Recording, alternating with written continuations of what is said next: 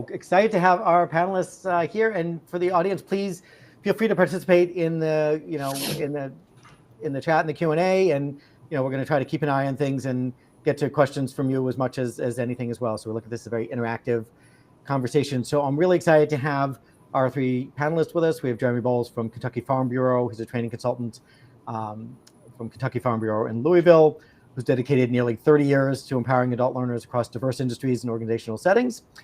His career spans corporate training, nonprofits, and educational institutions. He's developed and facilitated learning programs for adult audiences and focuses on designing interactive learner-centered experiences that foster skill development and personal growth and don't focus just on knowledge transfer, and very much is in alignment with, I think, the ethos of this panel and this conference. Sam Lee is now a senior learning manager at Microsoft's Worldwide Learning Lab, and she's a seasoned learning and development professional with over 12 years of experience designing innovative learning solutions that drive business impact. As a senior learning manager at Microsoft, she leads initiatives that empower business leaders and professionals with AI-driven, future-ready skills to transform their work. Previously, she was at McKinsey, Udacity, and Columbia Business School, focusing on scalable learning solutions for digital and tech leadership, and she has a master's degree in international educational development from Columbia. And Stella Porto, who is a senior learning specialist from Inter-American Development Bank. She's based in Washington, D.C. with at least a history in Brazil. So we're happy to have Stella with us. She's a senior learning specialist at the IDB, the Inter-American Development Bank in Washington, D.C. She's been there since September 2014.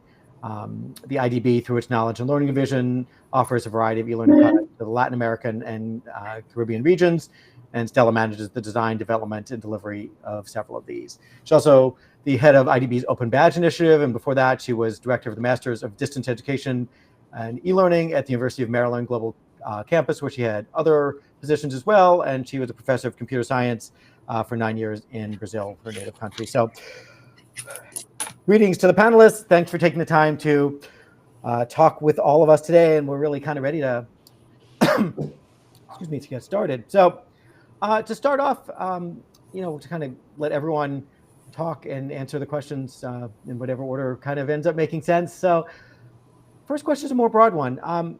In your view, how prepared are people when they start work at your organization when they're just out of school? So, an open, broad question, whether it's undergrad or grad. How prepared do people seem to be to really start work? I don't know, Sam, do you feel like starting with that one? Yeah, sure. Hi, everybody. So this is an interesting question because I'm sure everybody in this room might remember their day one, right after their formal education system or experience, whatever that day was. At least, like for me, like I remember like just asking myself, like, oh, what's going on? Like this feels like a completely new world. So I have, in my personal experience, and also like just many observations that I've had throughout my career journey, I have observed many fresh graduates with very strong academic knowledge and fresh perspectives often struggle with applying their skills in real world workplace context. And there are three different aspects that I can maybe share. One is around translating that academic knowledge and skills into something actionable. So solving business problems requires some sort of understanding the industry context, stakeholder expectations, and organizational dynamics. And that takes a bit of a time for our graduate working professionals to immediately grasp upon. The second aspect here is like, unlike some sort of structured academic environment where there are clear expectations, workplaces can be a bit vague and agile, where knowing how to ask the right questions, and I think, David, you sort of mentioned when you were opening this program, knowing how to ask the right questions and seeking information proactively seems to be incredibly critical.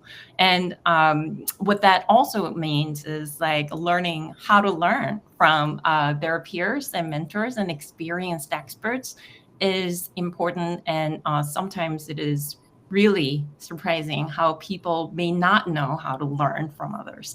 The third aspect here is working with others. So the distinction between the right or wrong or good or bad answers can be very vague in workplace settings. So communicating your knowledge and your brilliant ideas, articulating that and also tailoring that message to different stakeholders and different types of audiences seems to be incredibly important.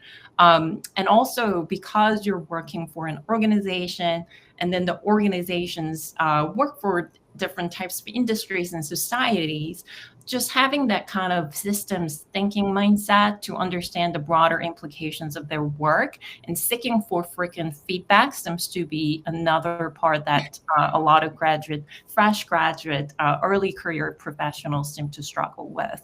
So these are like sort of three aspects that I could think of, like when it comes to my observations of like early career fresh graduate colleagues. Thanks. Next, we'll go clockwise, at least for me, to Stella.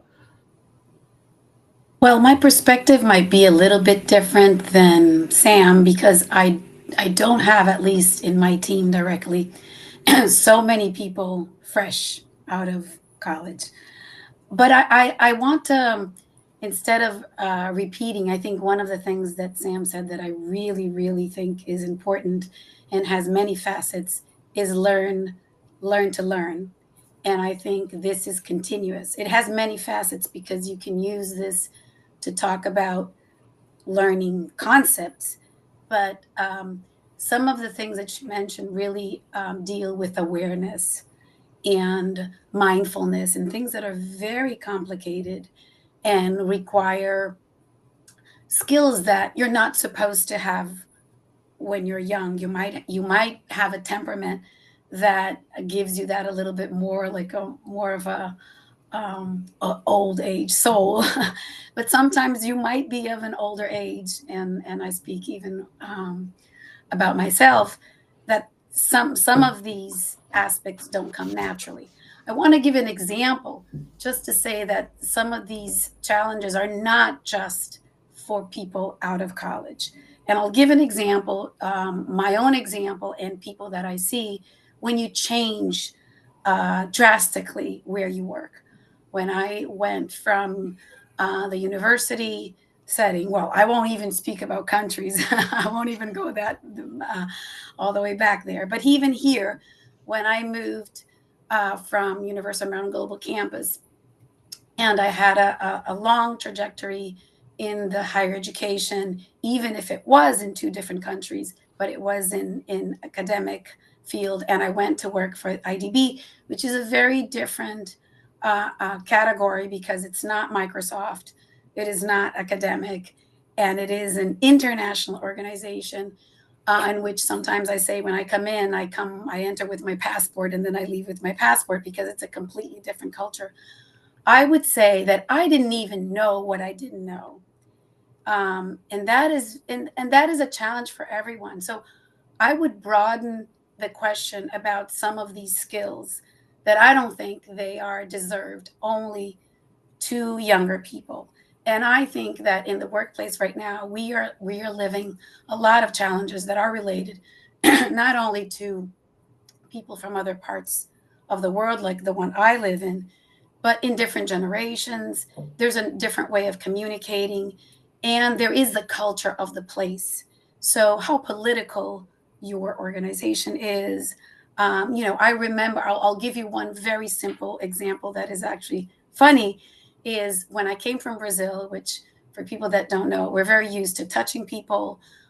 We hug, we come close. I mean, David had that experience last year. Everybody kisses everybody. It doesn't matter if you know the person 1 day or 10 days.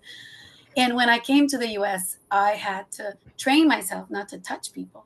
So I sometimes went for lunch and I would put my hands under under my legs so I wouldn't touch people and people wouldn't be moving far away from me. And then I enter the bank and oh my Lord, this is the opposite.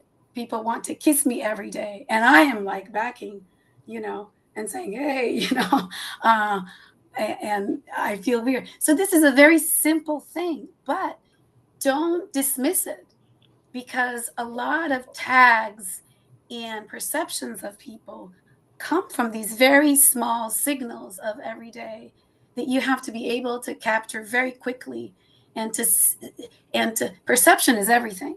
And sometimes what you need to learn is that I need to be aware of these perceptions, not separate myself from who I am, but like you said about the drinks after.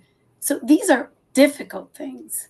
So I would broaden always the question to say that it's not because you're not a newly graduated person that you're not learning about these things. There's a lot there. Oh, great. That's a great perspective. Jeremy. Yeah, so Stella mentioned something about culture, and so it's a little bit different for us in that, at Kentucky Farm Bureau, where I am, there are not really any sort of college majors there's not a college major in insurance. There's not a college major in adjusting. Most of our company, works in the claims department. So we, work with that. And so we have to sort of initially hire for culture, and then also the ability to, problem solve and things like that. Because, similar to lawyers, when, it really struck a nerve with me, David, when you said lawyers don't learn how to be a lawyer in law school. The licensing process for either an agent producer or an adjuster, it doesn't teach you how to be an adjuster. It doesn't teach you how to be an agent. Those things teach you about the laws and the regulations and sort of, how to, not do illegal things or whatever. But, in this case, people come to us. Most of the time, they don't have those licenses. They have to go through that process. We assist them and whatnot. But then it becomes a matter of, you've got your license, now what? And then we, have to go into the, applicability of what they've learned and also what they brought from their previous life, either, academic or, another profession entirely. And so we have to really, work with people over time. And in our ramp up period, we don't talk about it in terms of weeks or even months. Sometimes we might say, I know in my case, my supervisor said, it'll take you a couple of years to get, assimilate to the culture here. And so we really have to look at, what's the fit in the culture, but then also, like in the case of an adjuster, there's no way to sort of say, now you've arrived or whatever. It's just sort of constantly changing what they need to learn. It's constantly evolving on what they have to do. And even once they've gotten their license, once they've done the training that we've done with them, they're still on kind of a, there's a lot of observation that's done with them. Their managers, more senior adjusters, more senior agents are sort of for a very long time working with them on that ramp up. It can be quite a process. Yeah, we're following on some of this, especially the culture angle of it. Have all of you seen, when people are in college and grad school, the focus is really on grades, right? Like, it's a focus on scores, right? You want to get the best grades possible, and that's the focus. But being a good worker is about a lot of different things, right? And it's not individual in the same way. So even if you're on a group project, you're still, you're really sort of, more individual. It's the most group you get, right, in college. And so, do you see an adjustment for people, maybe at all levels, of trying to find the right balance? How do you work with a team? How do you balance, your own personal accomplishments and even things that your own personal passions with how you fit into a team and where what your role is and then where your role is to start when you grow into it? Because that's another relevant point. And then I will finish this question, I promise, which is, that when you're in school, you do a project, it's your project.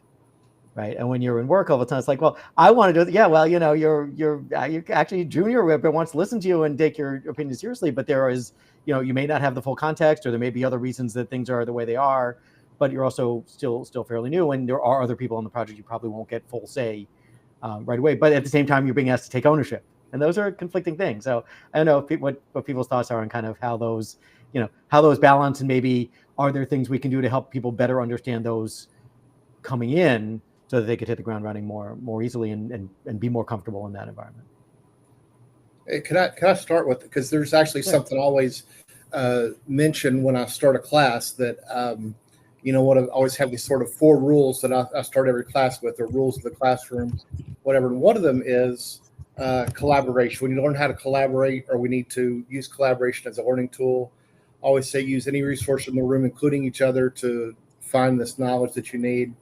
But then I always stress to them that, up until now in school and high school or college, whatever your experience is, we call that cheating. You'll get called before a board, to answer for cheating if you collaborate. Whereas collaboration is not really looked at positively in school, and certainly not something that we try to enhance all the time. But in the real, in our company, for example, there aren't really many solo contributors. Anything you do is going to be with a team, and you're going to have to collaborate, or as I put it, cheat with them to get it done. And that's sort of, I think, a skill that is sometimes new to a lot of people if they only have ever been to college and not really worked in the corporate world yet. I believe that there's certainly a lot of changes that happen in the workplace. I was as part of my current job, I was sort of reading through the future of job reports that just came out recently this month from World Economic Forum, and I think there was about 86 of employers sort of expecting how emerging technologies like AI would transform their business models within the next 5 years. So it's a lot of organizations are preparing for change and transformations, and I believe all professionals, not just as Stella mentioned, not just the fresh graduates, but all professionals need to have this continuous learning skills or learning agilities. And I feel that higher education has a unique value proposition to provide that safe, low risk opportunities to fail fast and safe, learn from failures compared to workplace settings. And if there are ways to offer that opportunities for students to practice testing their ideas, communicating their ideas to their peers and to their faculty, and fail or learn from those experiments and refine that process, that could be a great muscle that they can apply once they get into the job market, in my opinion. Which brings me to a point that I have children that are, I wouldn't say, I could call them fresh graduates, fresh enough. And I heard many times when they were in college that grades were really horrible as a framework for real learning. Grades create a system that diminishes certain things and heightens others. And we would have long conversations in which sometimes I would say, from a person that had been, as a professor, that also, if you ask professors, they're also going to say that grading is horrible, many of them. And it is a system done to appease and to answer questions that are not about learning or development of people. There are other things. It's related to a more administrative, and I won't tell you or even try to say, oh, I have another proposal for that. But it is not. So I think what is important is you're not able to say, I'm going to get rid of grades, but you do have to create at least some other system that allows for what you're saying, and maybe some more time for formative experiences that not necessarily reflect grading. And that all relates to a lot of engagement. We're not going to get rid of the situation in which, and I hear this from a lot of young people saying, what am I doing here? Why am I learning here? There's a lot of many other systematic issues that are, do I have to be in college? Is it the right moment to be in college? Does it have to be 4 years for everybody? Is it what I want to do? So there are a lot of questions there. This is a very, very complex problem. If it weren't, we wouldn't be talking about it here. But if we were to focus just within the slice of being already in higher ed and having the system of grade, or meaning certain factors that we can't, certain variables there that we can't change, I would say that within the pedagogical perspective, adding things that are formative and not associated to grades, that are engaging and that gives people the satisfaction of learning and experience, does add a lot of value. No, absolutely. So we do have a couple questions from the audience. I want to make one more sort of follow-up on Stella's point, though, too. I was really lucky when I was a kid. I was able to go to an elementary school that was very progressive, and we did not have grades. We had, you did get evaluated. Like, you really did get evaluated. Okay, it was. I mean, they wrote a lot about you, and they did go over it with your parents, but it wasn't. It didn't feel threatening in any way. I mean, the entire vibe and feel of the place was collaborative and supportive. So you weren't competing with anybody. You know, never did you feel like if you learned something interesting and someone else is working on a project, that you wouldn't want to share that with them. Of course you want to share that with them. Like, it wouldn't even cross your mind that you would be trying to compete with someone for a grade, right? It was just, you know, everybody did work together.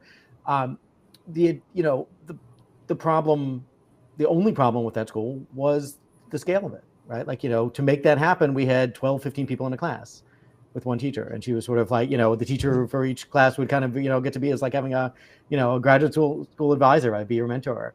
And, you know, that didn't scale up. So there may be possibilities, you know, can we appropriately leverage some of the AI techniques and some of the, you know, some AI to do that in a way that still feels personal, or at least allows teachers to have more time to do that with a larger group? I mean, you're not gonna be able to do that for 400 people, but can you take a class of 15 and turn into a class of 30 and get personal attention? If you can leverage other things, can we put people in the kinds of environments that I was talking about, you know, more simulations, so that the focus of the conversations is a little bit different? I know there's a lot of interesting things. But from the audience, we have a question, which is for all of you: do you find the lack of training on how to basically perform a job or do a job or career in university settings, has that enhanced the need for a more robust onboarding process within and training within the organization? So basically, since people don't get a lot of this in higher education, do you feel like you really have to do more to onboard people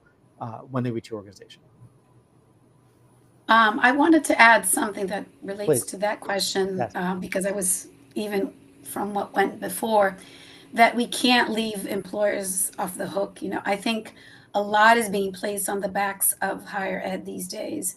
Actually, this is even the opinion of one of my sons, a fresh graduate. He was saying there's too much that is being asked of higher ed, and a lot of what is being asked sometimes makes it divert from its mission. And, you know, I know this is kind of one of your main issues in this conversation, David, of the mission of higher ed. And so there's a lot being asked. And I think employers in general are asking a lot of, oh, I want these people. And a lot because of economics, like, I don't want to spend time. And I think the spending time, going back to the question that you just asked about onboarding, it's not just onboarding. That's the problem. First of all, I remember my onboarding, and I'm telling you, I think it served me nothing in any place of onboarding, because you are in a situation where the moment when you enter the workplace, you're not primed right now to learn that much. There's a lot already. I would say probably you need a small onboarding, and maybe then a lot of drip through a much longer period of time. I mentioned here in the chat a little while ago the mentorship.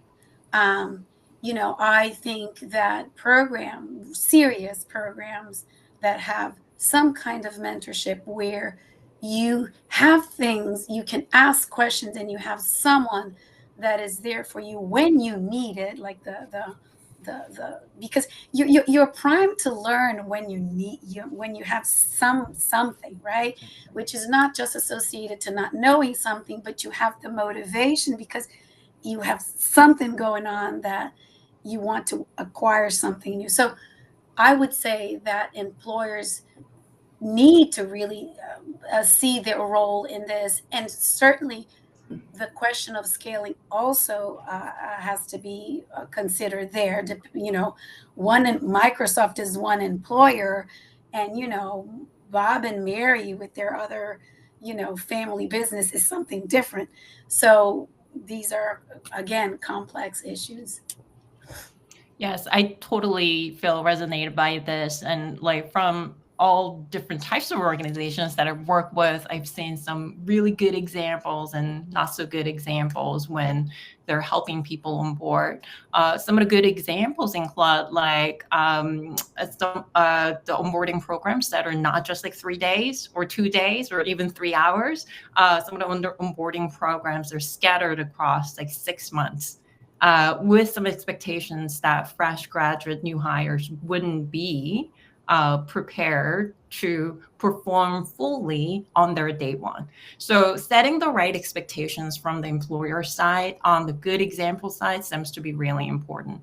And similar to what I mentioned, like teaching some feedback techniques, communication skills, and learning techniques, identifying the right peers and right experts and mentors who they can reach out to, and also asking right questions to help these experts break down their mental processes to gain their like on the job knowledge is all part of the onboarding process. And I consider that extremely helpful. And also some of the good examples for some of these employer organizations offer is like these formal mechanisms like apprenticeship programs, and Stella, similar to what you mentioned, like mentorship programs as part of the formal mechanisms. So I do agree with you. It is not, we can't just expect higher ed institutions to have our workforce like fully prepared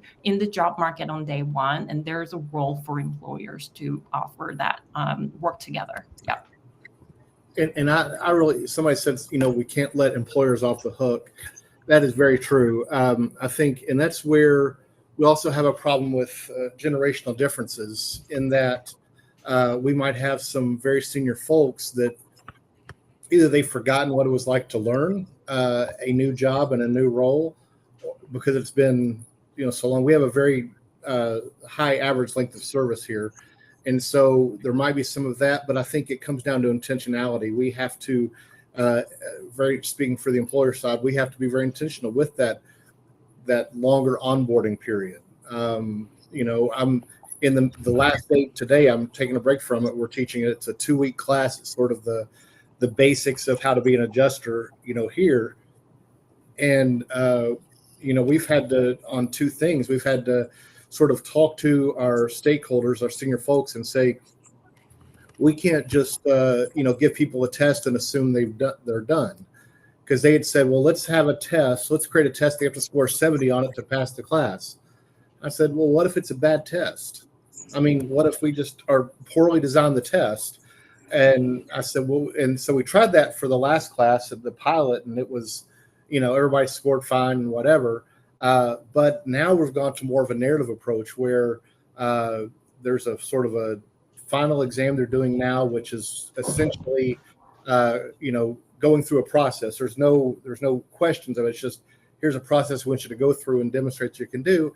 There's also going to be a narrative that me and the other instructor will create for each student and to successfully pass the class. But past that, we've had to stress this is not the end. I mean, there's still a lot more to do. So we have to arrange things like, you know, mentorship with more senior adjusters, but then there's the training the mentor so that they're not just pin swiping, you know, an approval list or whatever. But I absolutely agree. Employers cannot be let off the hook on this. We can't, you know, just scream at higher ed that we're not preparing people when we have rapidly changing needs that, you know, we're not always prepared for. So it's there has to be a lot of adjustment that we all have to do. Great. Next question from the chat. I see has gotten a couple of answers in the chat, but just to raise it to the on the panel here to everyone as well. You know, a couple of you have answered. But do you believe that someone who has lesser grades but good soft skills has an edge over people who have, better grades, but but are focused on the hard skills, and especially in the context of today's world and emerging workspaces? So, a couple of you mentioned a little bit on I answered in the chat. It depends, and didn't say too much to it. I want to just add this. I don't want to hurt people that have good grades. I think that I don't want to say, because you have good grades and maybe your soft skills aren't or appear not to be as developed, or you don't have this as part of your nature. I think you can learn them too. And so this is why I say it depends. We know even from statistics that extroverts, a lot of time when they're interviewed, they have an edge because they're in an interview. This is another, we didn't talk about hiring, but I think the hiring process, we didn't talk about that. The hiring process is so difficult. I mean, I tell you all the time, I mean, and you see this, I mean, people look good on paper, then they look good in an interview, and that doesn't mean that in the everyday life, this is the best person. So this extrovert introvert thing is definitely something that we need to be aware of, because sometimes introverts, it might be hard for them to interview. And it doesn't mean that they don't have the right soft skills. It's just that their soft skills come from an introverted person. And so even what we qualify as good soft skills is also dependent on the culture of the place. So this is why I would say it depends on a lot of things. I think yes, I follow what Stella's saying, and also it depends on how competitive the job market is, like in terms of where you're applying. So I would say that academic performance and also foundational technical skills are sort of necessary to enter into the job market.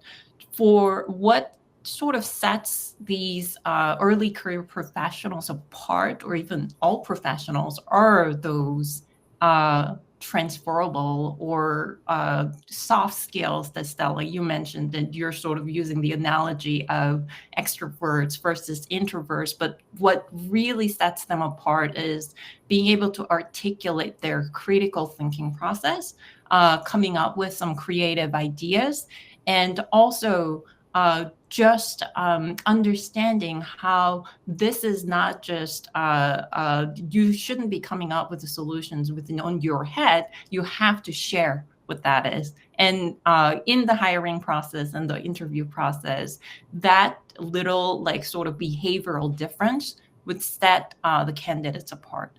So a lot of organizations are going through the same questions like that you basically mentioned. Like, we have perfect resumes, we have perfect like sort of interview processes, but then somehow it's not a good fit, and you don't know what that fit means, right? So the organizations are going through like its own transformations from job-based talent architecture to skill-based architecture. And with that, the implications for the higher ed institutions is that we're not going to prep our workforces just for one job. We're gonna have to like think about like what are the critical skills that we need to develop to help people prepare for these changing labor market. So that was like sort of top of my mind thoughts when I was hearing Stella's answer to that question. Yeah, and there's a follow-on question from the same person who wants to know, could you also provide an overview of recruitment practices, including how you assess candidates? She's particularly interested in how soft skills are evaluated, and thinking in terms of how students could be prepared to showcase the right, the skills that will get them hired. I guess leaning to Stella's point, at least, as best they can. And I think there are arguments that, as Stella sort of said, that that's not always the right thing to look for, but how can people best prepare themselves for that. And, what are you looking for in terms of soft skills? And then we're going to have one more different question coming up in a minute. Time goes fast in these panels, but. Well, I don't have the simulations, David. You might have some simulations that help with that. I in my little small world, I try to, when I am the one in the panel or something, we have panels and so forth, is to have situations. Even then, I think, again, you are, and you have to try to create these situations, scattered little points, observe a lot of separate things, to try to dig out things that are not that you prepped, and then even understand the nervousness that people have when they're being interviewed. All of this, has to be considered. But again, we do our best. Sometimes it's just gut feeling, that you need to hear. Yeah, we do a few personality assessments, or I guess one assessment prior to hiring, but I don't know the extent to which our hiring managers are how much they're experts in assessing how that's going to matter. This is something we do for everyone. We do the panel interviews. We try to give people some experience with with talking to a team prior to coming in. And some of it depends on the role, because we have a variety of roles here that really run the gamut of what, people, might need to, what soft skills might need to bring to the table. But, that's kind of all you can do. The other thing that we do that I think, and I would tell students this, is we have a pretty robust internship program. And so, and we have hired many folks from that internship program into, particularly in the claims area where the adjusters are. So they will, summer intern. I mean, we do them year round. So they'll do one of those internships, but then, and they're usually, if they want a job usually and they perform well in the internship, we hire quite a bit from that. Mm-hmm. I do something very similar because I can. I have a lot of people that work for me that are part-time, because I have a 2-tier kind of team. So some very smaller full-time, and then a larger group of people that are part-time. And because of that, that is very helpful, because entering from the door of doing something small and learning there, and then bringing the person in. This has really worked for me. It's changes very much, because you might have a person that is very good with certain skills, but this person to take another role that is more of managing projects, which is what I do all the time. This person might be a very good instructional designer, for example, but this person won't be able to, for example, manage the project and talk to the client and all that. So, but that is for me, the best door. Satisfied certain checks, start working, and then you can really see, okay, Yeah, I would love to add, David, if we have some time.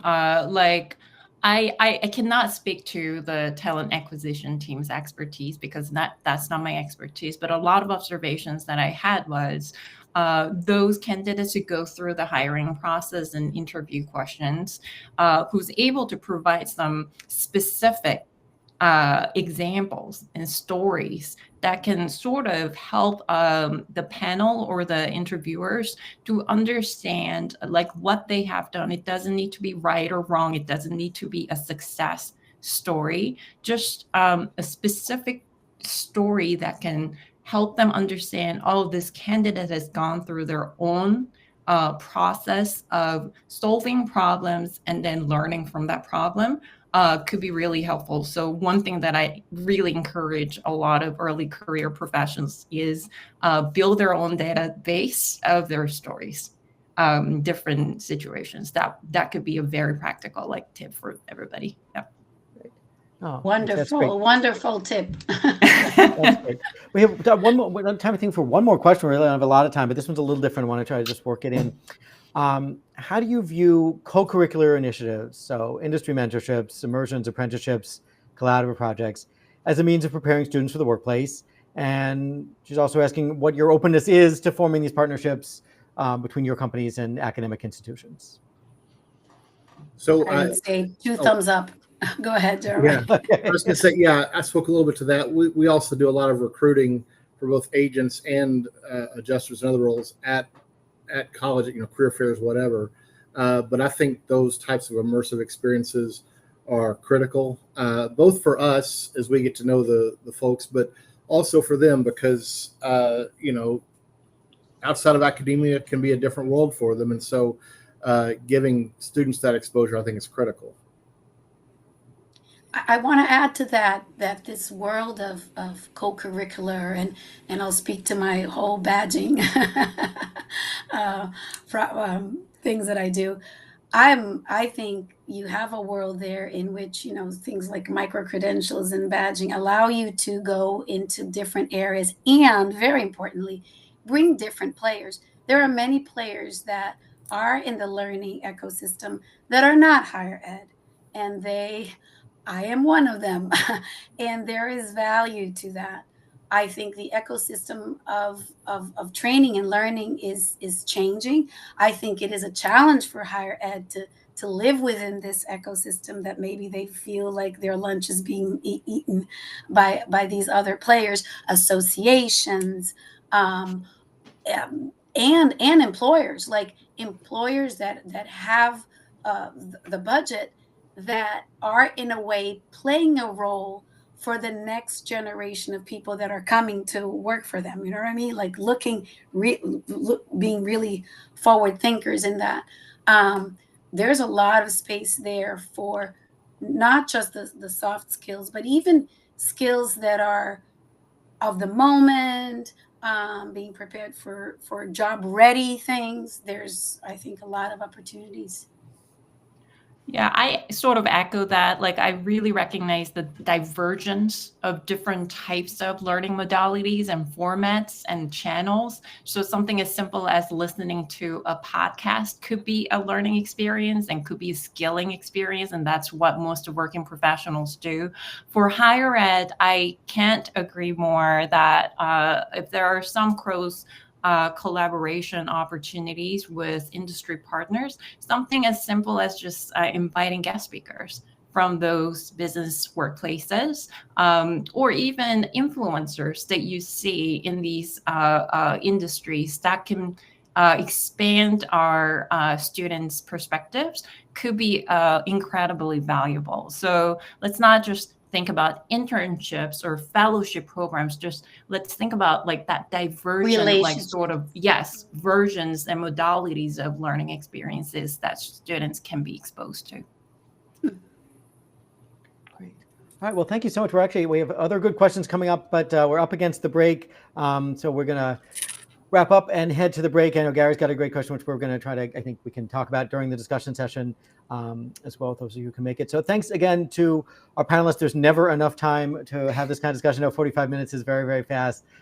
Really enjoyed this, and thanks to our audience for participating. So time goes quickly. This has been great. So we're going to head to a break. We're going to see a quick little clip about the June Learning Ideas Conference, and then go on to the break, and then back at 10:45 with Ariel Fleuermann from Columbia School of Professional Studies. So looking forward to that. Thanks again, Jeremy, Sam, and Stella. Really appreciate it. It's great talking with all of you. Thank you so much. Bye.